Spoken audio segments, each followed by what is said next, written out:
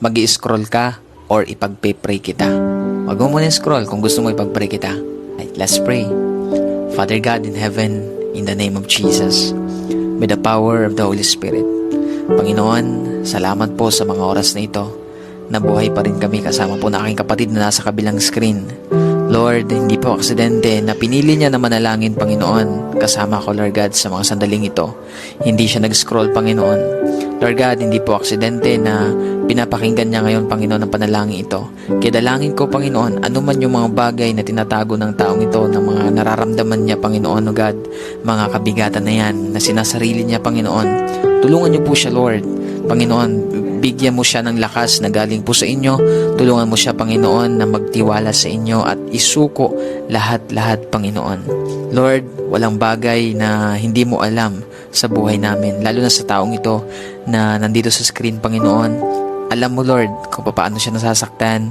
Alam mo, Lord, yung kanyang mga pagluha. Alam mo, Panginoon, yung kanya pong karamdaman. Alam mo yung kanyang suffering, Panginoon. Lahat yan ay nalalaman mo, Panginoon. Kaya naman, Lord, tulungan mo siya ngayon, Lord God, na i-lay down ito sa inyo, Panginoon. Dahil the moment, Lord, na isuko niya ito sa inyo, doon niya mararamdaman yung kaginhawaan, yung kapayapaan, yung kalakasan, kagalakan sa kanyang puso, Panginoon. Kaya I pray right now, Lord, hayaan mo ibuhos mo ngayon ang kapayapaan na hinahanap niya, Panginoon. Hindi niya yan makikita, Lord, sa ibang bagay, kundi makikita lamang niya ito sa inyong presensya. Kaya lukuban mo siya, Panginoon, ng inyong presensya sa mga oras na ito. Dalangin ko po, Lord, na maramdaman niya ang pagyakap mo na napakahigpit, Panginoon.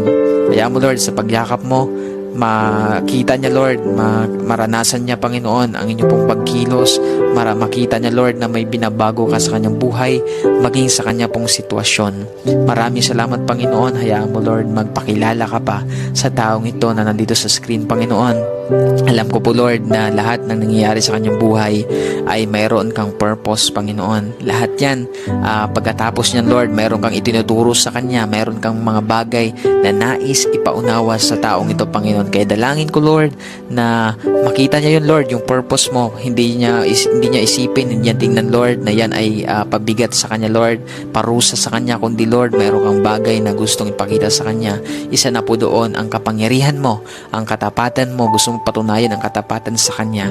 Kaya dalangin ko po, Lord, na mas makita niya, Lord God, yung pagkilos mo sa mga sitwasyong ito na kanya pong pinagdadaanan. Maraming salamat, Lord. Pinagkakatiwala ko po siya sa inyo. In Jesus' name, Amen and Amen. So, ayan kapatid, ipagkatiwala mo yan sa Panginoon lahat.